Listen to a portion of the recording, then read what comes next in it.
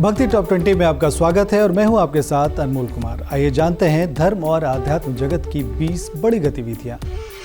देश के कई हिस्सों में चैती छठ का त्योहार धूमधाम के साथ मनाया गया। सुबह के अर्घ के साथ आज इस पर्व का समापन हो गया। सुबह सुबह घाटों पर पहुंचकर लोगों ने भगवान सूर्य की आराधना की और उगते हुए सूर्य को अर्घ दिया। आज है चैत्र नवरात्र का 7वां दिन। आज मां दुर्गा के 7वें स्वरूप मां कालरात्रि की पूजा का विधान है। माना जाता है कि माता सभी राक्षसों के लिए काल रूप बनकर कालरात्रि के रूप में प्रकट हुई थी। करीब 2 सालों के लंबे इंतजार के बाद 30 जून से अमरनाथ यात्रा की शुरुआत हो रही है। 43 दिनों तक चलने वाली इस यात्रा में कोरोना प्रोटोकॉल का विशेष ध्यान रखा जाएगा। इस यात्रा के लिए 11 अप्रैल से पंजीकरण शुरू हो रहा है। बाबा विश्वनाथ धाम के मंदिर परिसर में गर्मी बढ़ने के साथ ही धाम की फर्श में लगे पत्थरों की तपन से श्रद्धालुओं को बचाने के लिए फर्श पर टाट पट्टी और ऊपर से छांव के लिए शेड लगा दी गई है। अब बाबा के दर्शन के लिए आने वाले श्रद्धालुओं को राहत मिल रही है। देवघर स्थित बाबा धाम में भी धूप और गर्मी से श्रद्धालुओं को राहत देने के लिए मंदिर परिसर में मैट बिछाई गई है और समय समय पर उस पर पानी का छिड़काव किया जा रहा है। उम्मीद की जा रही है कि यहाँ भी जल्द शेड लगा दी जाएगी। गोरखनाथ मंदिर मामले के बाद नवरात्र के मद्देनजर यूपी के तमाम मंदिरों में सुरक्षा के पुख्ता इंतजाम कर दिए गए हैं। इस क्रम में प्रयागराज समेत तमाम जिलों के मंदिरों में अतिरिक्त सुरक्षा कर्मियों की तैनाती कर दी गई है। अयोध्या के 10,000 मंदिरों में गूंजने लगी है राम जन्मोत्सव की बधाई। 10 अप्रैल यानी चैत्र शुक्ल पक्ष की 9वीं तिथि को दोपहर 12 बजे रामलला का जन्म होगा। भगवान श्री राम जन्मोत्सव के लिए अयोध्या के कण कण में उल्लास बिखरा है। महाकाल मंदिर में सारे प्रकल्पों के नाम अब हिंदी में होंगे। इसको लेकर संत समाज ने खुशी जाहिर की है। अब तक महाकाल मंदिर के कई प्रकल्पों के नाम अंग्रेजी में थे। करीब 703 करोड़ की लागत से महाकाल मंदिर के विस्तारीकरण का काम चल रहा है। इस दौरान यहाँ 90 से ज्यादा मूर्तियां भी लगाई जाएंगी जो अपना इतिहास खुद बताएंगी। इसके लिए मूर्तियों में QR कोड लगाया जाएगा। करीब 2 साल बाद 16 अप्रैल से अयोध्या में 84 कोसी परिक्रमा की शुरुआत हो रही है। चैत्र पूर्णिमा के दिन से साधु संत मोक्ष प्राप्ति के लिए परिक्रमा करेंगे। इस परिक्रमा की शुरुआत हर बार की तरह मखधाम मखोड़ा से शुरू होगी। शिमला के जाखू हनुमान मंदिर में 16 अप्रैल को हनुमान जयंती मनाई जाएगी। इस मौके पर यहां सुंदरकांड पाठ का भी आयोजन किया जाएगा। साथ ही साथ काष्ठकुणी शैली में इस मंदिर के गेट का भी निर्माण करवाया जाएगा।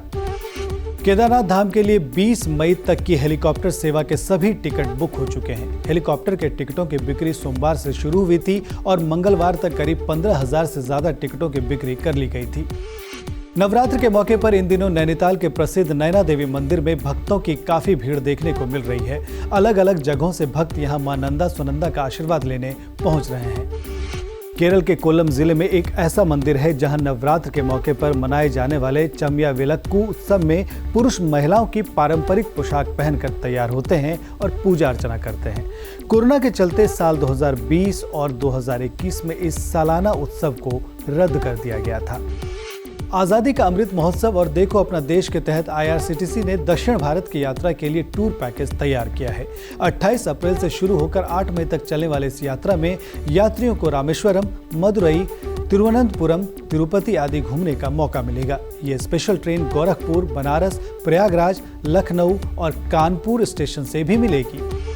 उत्तराखंड में 4 धाम यात्रा के साथ साथ प्राकृतिक पर्यटन स्थलों को भी खोले जाने की तैयारियां शुरू हो चुकी हैं। विश्व प्रसिद्ध पर्यटन स्थलों में शुमार फूलों की घाटी सैलानियों के लिए जून में खोल दी जाएगी। बद्रीनाथ धाम को आध्यात्मिक हिल टाउन के रूप में विकसित किया जाएगा। यहाँ आने वाले तीर्थयात्रियों को अब कई तरह की सुविधाएं दी जाएंगी। इसके पहले चरण में बद्रीनाथ धाम नदी तटबंध का काम होगा। बद्रीनाथ धाम के कायाकल्प के लिए मास्टर प्लान बनकर तैयार हो चुका है। धाम में होने वाले विकास कार्यों के लिए इंडियन ऑयल ने 980 लाख रुपए की पहली किस्त जारी की है। इससे धाम में हो रहे विकास कार्यों में तेजी आएगी।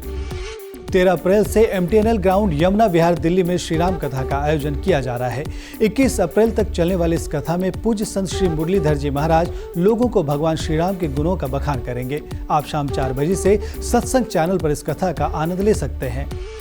रामनवमी के शुभ अवसर पर जीवन प्रबंधन गुरु विजय शंकर मेहता जी के पावन सानिध्य में श्री सालासर बालाजी धाम रायपुर छत्तीसगढ़ में व्याख्यान कार्यक्रम एक शाम जीवन के नाम का आयोजन किया जा रहा है। आप इसका सीधा प्रसारण 10 अप्रैल को शाम 7 बजे से देख सकते हैं संस्कार टीवी पर।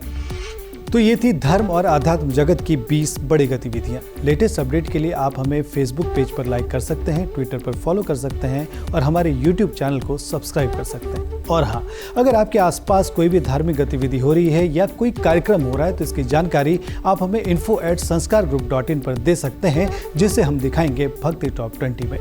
तो आज के लिए बस इतना ही। नमस्कार।